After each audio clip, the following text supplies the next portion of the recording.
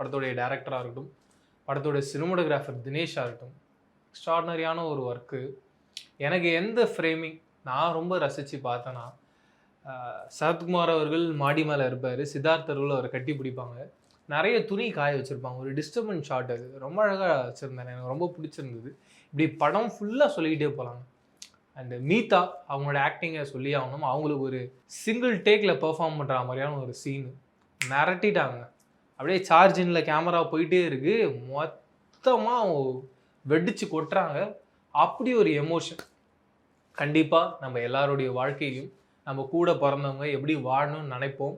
ஆனால் அவங்களுடைய வாழ்க்கையை அப்படி அமையலைன்னா அவங்க எப்படி ரியாக்ட் பண்ணுவாங்கன்றத இந்த கதையோட ப்ளஸ் பாயிண்ட் என்ன தெரியுங்களாங்க, ஒரு மிரர் மாதிரி இருந்தது. நம்ம வாழ்க்கையை அந்த பக்கம் ஒரு கண்ணாடி வச்சு ஸ்டார்ட் டு இப்போ வரைக்கும் நம்ம வாழ்க்கை எப்படி இருக்குன்னு ப்ளே பண்ணி பார்த்தா எப்படி இருக்குமோ அப்படிப்பட்ட ஒரு கண்ணாடியாக தான் எனக்கு தெரிஞ்சுது. அவ்வளோ அழகாக அதை ரெடி பண்ணியிருந்தேன். படத்துடைய எடிட்டர் கணேஷ் சிவா ரீசெண்ட் டைம்ஸில் மாமன் படத்தை கூட எடிட் பண்ணியிருந்தார். இந்த படத்துலையும் அவருடைய எடிட்டிங் சீரும் சிறப்புமாக இருக்குது. கதையில் என்ன சொல்ல வரணும்னு நினைக்கிறாங்களோ, எல்லாருக்குள்ளேயும் ஒரு பெயின் ஹெவியாக இருக்குன்னா அந்த பெயினை எங்கே இறக்கி வைக்கணும் அப்படின்றது எடிட்டருக்கு தெரிஞ்சிருக்கு. ரொம்ப அழகாக அந்த கதையை கோர்வையாக கொண்டு போனார். அண்டு படத்தோட ஹீரோ சித்தார்த் மேலே தான் இந்த கதை போகணும், அதில் எந்த ஒரு டைவர்ஷனும் இல்லாமல் அந்த ட்ராக்கையும் ரொம்ப அழகாக ஸ்டேஜ் பண்ணியிருந்தார்.